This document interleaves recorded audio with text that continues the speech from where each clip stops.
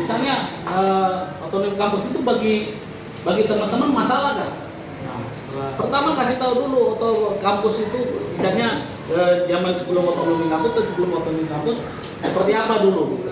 Nah, kalau dia otonomi kampus dia masukkan, lalu ada masalah dong ya kan? Kalau tulisan begini, jangan ada bikin tulisan nggak ada masalah bikin tulisan.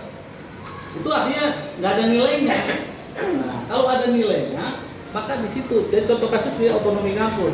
Otonomi kampus itu terjadi di mana ada undang-undang sistem pendidikan nasional yang di situ lahirlah otonomi kampus. Nah, dikritisi tuh otonomi kampus tuh. Kenapa otonomi kampus itu? Nah, apa mengakibatkan otonomi kampus? Nah, itu yang harus dilihat. Jadi gini, kalau dia kampus-kampus itu misalnya dampak kekurangannya misalnya otonomi kampus itu memang akhirnya apa?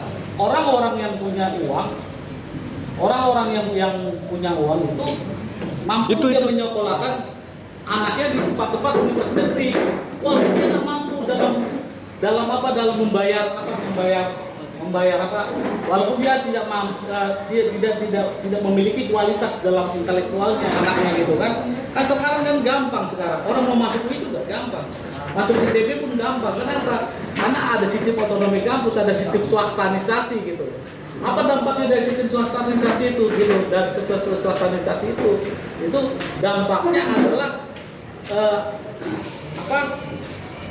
sistem swastanisasi itu dampaknya mengakibatkan kampus-kampus swasta itu akhirnya mengalami penurunan dari jumlah mahasiswa.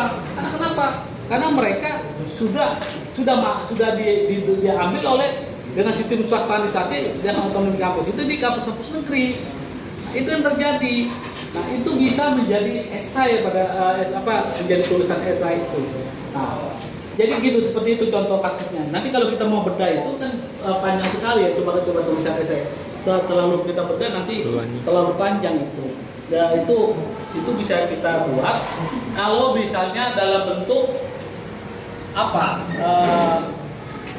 Kalau dalam bentuk artinya kita simposium pelatihan yang ini dapat respon punya pandangan tersendiri mengenai hukum, berbicara mengenai hukum sekarang ini sudah amburadul. Dia harus kasih tahu amburadulnya di mana. Lalu dia mengambil pendapatnya seperti siapa, pendapat siapa. Nah, itu yang penting harus kita tahu. Nah, oleh karena itu harus dipahami soal penulisan ini seperti demikian. Jadi kalau kita bicara mengenai gerakan mahasiswa, demoralisasi gerakan mahasiswa, nah, itu tulisan opininya apa? Misalnya si penulis mengatakan bahwa mahasiswa sekarang sudah mengalami sebuah kemunduran dalam semangat dalam pergerakan, tidak seperti tahun misalnya peristiwa tahun 1965 ataupun peristiwa tahun 74. Jadi harus kita uraikan apa terjadinya peristiwa tahun 74, tahun 65. Aku uraikan. Lalu kalau bisa diuraikan lagi sejarah gerakan mahasiswa di Indonesia ataupun sejarah gerakan mahasiswa di dunia seperti apa, ditulis itu. Jadi nggak ngarang bebas gitu.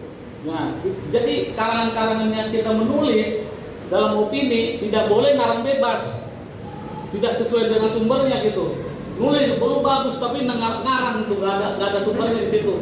Itu nggak boleh. Oleh karena itu memang kalau kita lihat di situ aja juga persuasif, ya, jadi gitu. Jadi penulisan opini itu yang harus kita lakukan adalah menyiapkan segala sesuatu apa itu misalnya pokok-pokok pikiran yang pernah kita punya. Jadi dari 1, 2, 3, 4, 5 itu dibuat jadi opini. Jadi sebelum membuat opini, maka yang kita lakukan adalah mempersiapkan dulu poin per poin. Nah, poin per poin. Nah, itu yang harus kita lakukan. Lalu kalau udah penuh dengan segala itunya, baru kita tuangkan itu menjadi opini. Lalu bikinlah cerita pendahuluan. Lalu di situ nanti segala isinya. Lalu terakhir nanti kesimpulannya. Kesimpulan itu diambil dari seluruh yang ada yang kita tulis itu. Nah, pendahuluan bisa contoh kasusnya kita bicara soal gerakan Okumene. Nah, apa tentang gerakan Okumene? Mengapa kita mengambil gerakan Okumene? Nah, itu kita tulis tentang apa yang peristiwa pertama yang mengakibatkan kita menulis gerakan Okumene. Itu perlu yang kita lakukan. Nah, jangan sampai kita bicara gerakan Omene, tapi berbeda dengan apa yang dikemukakan oleh gerakan Omene yang sebenarnya harus kita tulis. Nah, oleh karena itu kita tulis tentang gerakan Omene seperti apa, bla bla bla. Apa ada persoalannya? Jangan sampai gini, kita nulis nggak ada persoalan, kita tulis itu nggak ada nilainya. Sama kalau bikin skripsi kan begitu, skripsi, tesis semuanya kan karena ada persoalan maka ditulis. Lalu dari tulisan itu kita diambil, ada nanti kesimpulannya kenapa kita menulis skripsi kan begitu kan, ya kan? Kenapa menulis tesis itu kan begitu.